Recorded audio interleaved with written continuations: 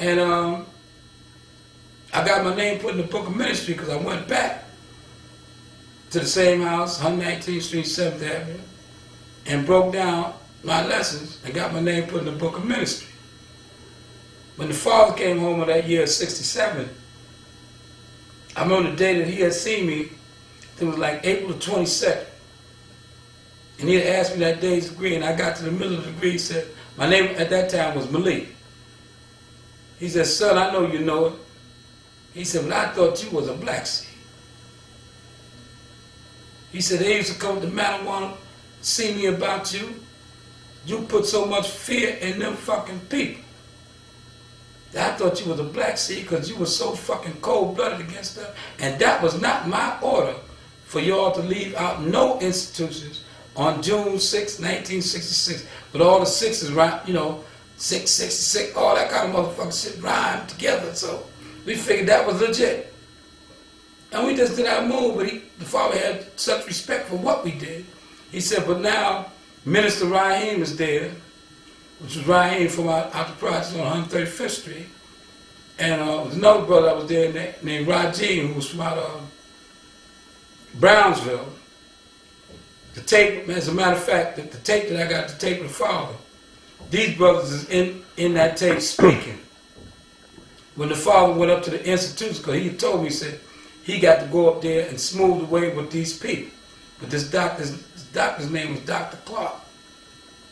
And Dr. Clark had recorded the interview and everything on tape.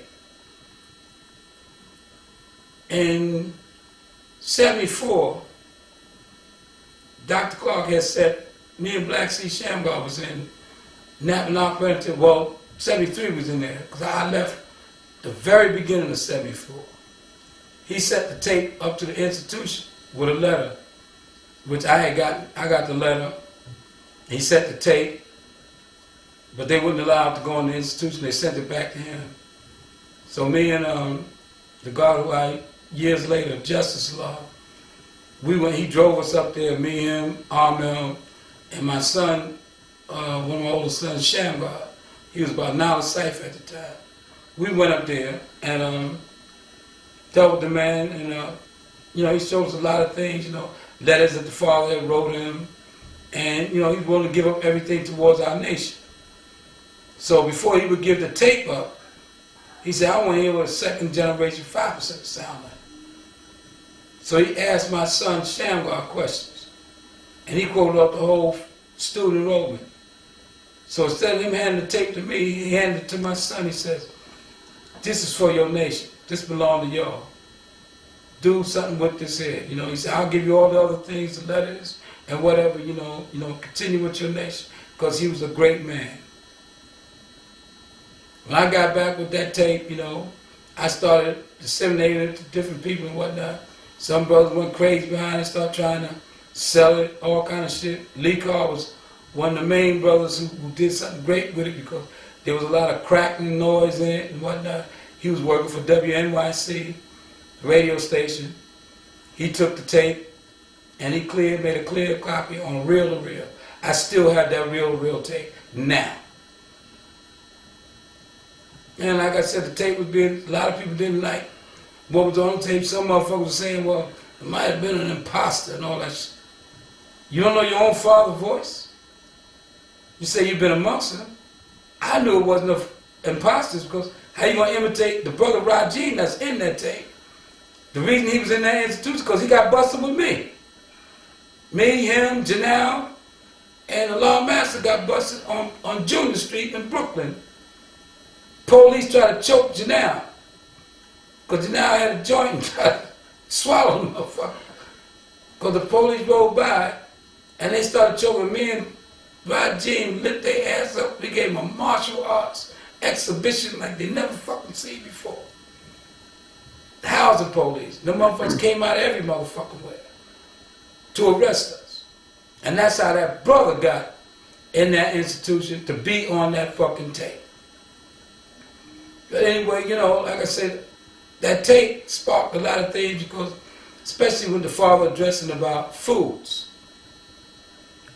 And a lot of these motherfuckers was eating the foods that the father had forbidden. collard greens, black-eyed peas, butter beans, all kind of savage fucking shit. These niggas was eating. I remember he told us about cornbread. He said cornbread is like taking sand, putting sand on a fine rug. The sand will wear out that fine rug. He said cornbread is just like that, and they don't replace stomachs. So watch out for what you eat. Then eventually he was telling me about that year, '67, the book came out, How to Eat to Live. He said, son, How to Eat to Live is right and exact. He said, study that book in terms of the dietary laws. Then he told me about it and said, there's also other things not to eat, like butterfish, because it has no scales on it. If something bite it, the poison go into it. Flounder was another scavenger that swims on its side. They used to call it, in the East they call it Moses fish, because it's half white, half black. The sides that touch the ground is dark. So they call it Moses fish because they said Moses parted the sea. So you got half and half. Blackfish, which is a scavenger, one of the most sweetest tasting fish, but it got skin like you gotta take the skin off that shit like you would have to take the skin off a catfish with like a pair of pliers. But it got a double row of teeth because it consumes nothing but shellfish, and it's always found underneath the rocks. It's just like a catfish and shit like that there. But they call it blackfish because the motherfucker got pop eyes and big old goddamn lips. So they call it blackfish.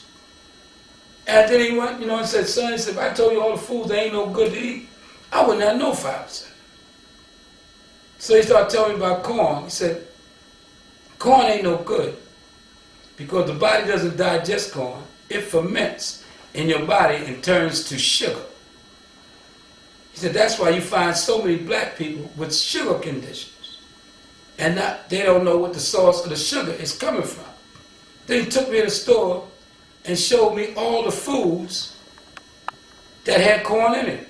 Corn starch, corn syrup, corn this, corn that. He said, son, now I'm not telling you don't eat these foods. Eat it sparingly and fast in between your eating and discipline yourself to eat one meal a day. He said, that's how you got to discipline yourself. To eat, you're going to get a lot of stuff that ain't right, but discipline yourself to eat one meal a day. He told us about tuna, which them nasty niggas, a whole lot of them eat it. He said, if you got to eat certain of these foods, eat them if you're locked away somewhere and you ain't got nothing else to eat.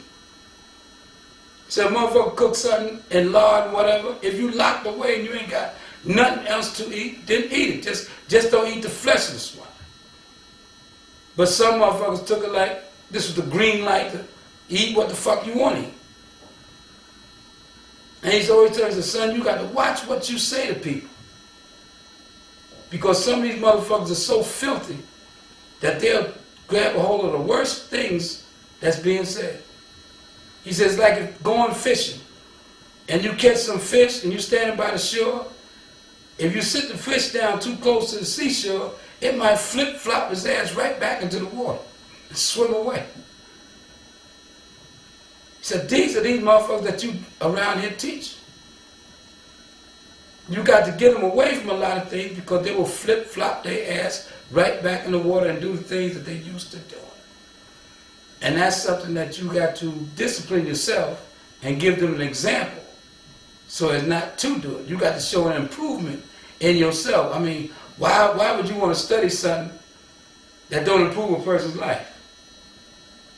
If you walked up looking like shit, telling somebody about you got everlasting life, motherfucker, look at you and say, God damn, you mean to tell me if I study that shit, I might look like you?